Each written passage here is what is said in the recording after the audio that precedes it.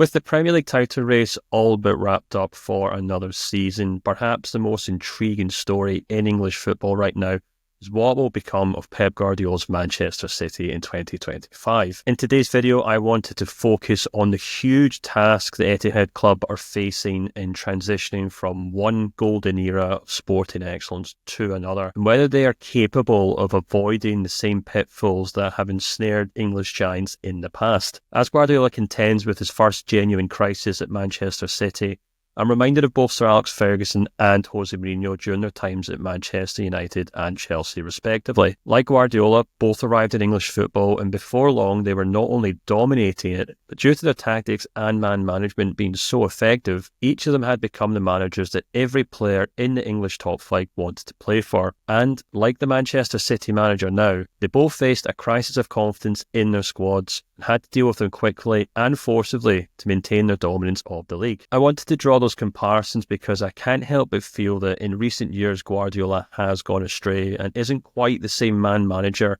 or tactician that he once was for Manchester City. In a sense, he seems to be losing his edge in the Premier League, and where he was once a manager who undoubtedly improved every player who worked under him, Spaniard now seems to be struggling with even the most basic attempts to get his team to win football games. Of course, Guardiola can't be blamed for the long-term injuries to Rodri or the steady decline of older players like Kevin De Bruyne, Ilkay Gundogan or Kyle Walker. But the alarm bells began to go off when I started looking back through the club's new signings over the course of the last 3 seasons. When we go through each new arrival in Guardiola's team, we can clearly see why the Spaniards' Midas touch may have begun to wear off at the Etihad some time ago. We can begin by looking at last season's arrivals in Josko Gvardiol, Matheus Nunes, Jeremy Doku and Mateo Kovacic. In Guardiola has clearly found a competent left-back, and to all intents and purposes the Croatian international does a perfectly good job at full-back. But the young player is a central defender by trade, and while he'll surely enjoy playing for a club like Manchester City, it's more than likely that he never envisaged his time in England being spent as a makeshift left-back under Guardiola. The same can be said of Nunes. As an exceptional talent at Sporting, the Portuguese midfielder was more or less exclusively played through the middle of the pitch,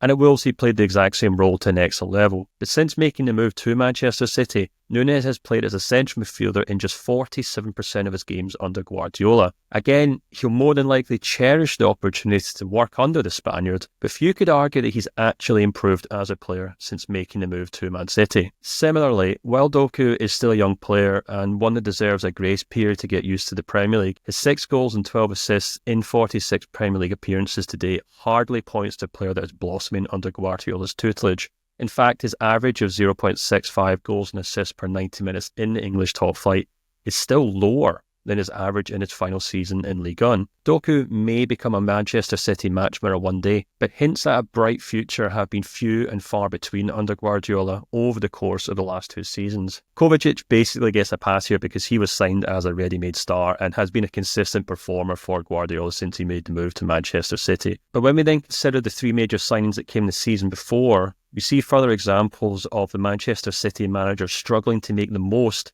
of the vast amount of money that's spent on transfer fees in the window. For example, Calvin Phillips was signed for just under €50 million as one of English football's most exciting midfield talents, but has since made just 16 league appearances in Man City in the last 3 seasons. And while it might be hard to believe that a player as prolific as Erling Haaland has stalled in his development, it's worth bearing in mind that his total goal contributions per game stayed relatively steady during his time at Borussia Dortmund and his first season at Man City, but have since fallen in the last 2 seasons. Now, that's not to say that Haaland isn't the same goal scorer that he was in the Bundesliga. Of course he is.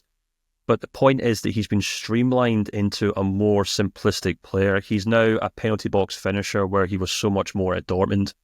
And in a sense, he's lost a number of the facets that revolved around his game under Guardiola, rather than adding more strings to his bow at Manchester City, which you would expect in the past when players made the move to work under Guardiola. Rather surprisingly, one player that has undoubtedly made a massive step up since joining the English club is Manuel Akanji, who was an error-prone prospect at Dortmund, but is now considered a safe pair of hands at the heart of Guardiola's defence. In the season before that, Man City spent close to €140 million to sign Julian Alvarez and Jack Grealish, And while both players have scored or assisted extremely important goals in big games during their time at Man City, it seems as though neither was able to develop into the indispensable star players that they once promised to be. This is evident when we consider Grealish's notable drop-off in goals and assists per 90 minutes since leaving Aston Villa in 2021, as well as the fact that he's likely to leave the club in the summer. And although Alvarez's 53 goals and assists in 103 games for the club were a solid return for the attacking player, his demands to move clubs last summer stand in stark contrast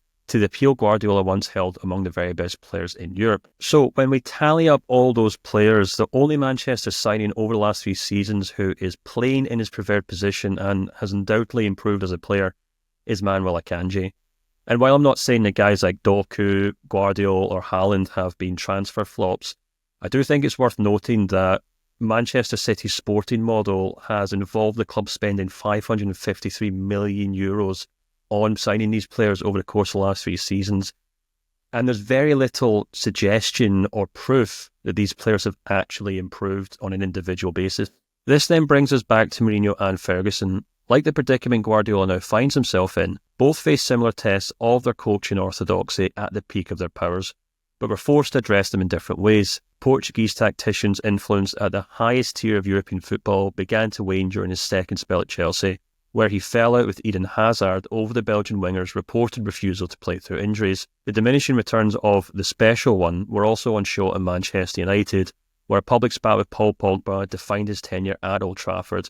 And by the time he'd shown up at Tottenham Hotspur to lock horns with Tanguy Ndombele or Dele Alli, the world of football had all but moved on from Mourinho and his coaching methods. Ferguson, intriguingly, also had high-profile issues with key players.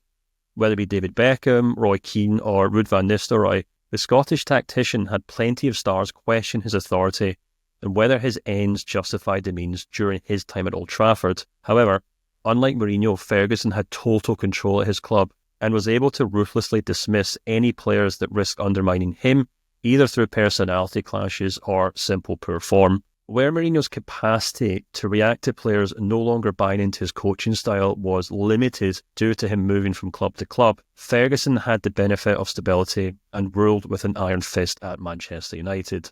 So in a sense, Guardiola is a mix of both of these managers. Like Ferguson, he has the unquestioned authority at Manchester City that Sir Alex Ferguson had at Old Trafford, and as such we should see a huge turnover of players this summer, due in part to refresh a squad that has undoubtedly grown stale over the years. Equally, Guardiola is just as dogmatic about his tactics as Mourinho was back in the day.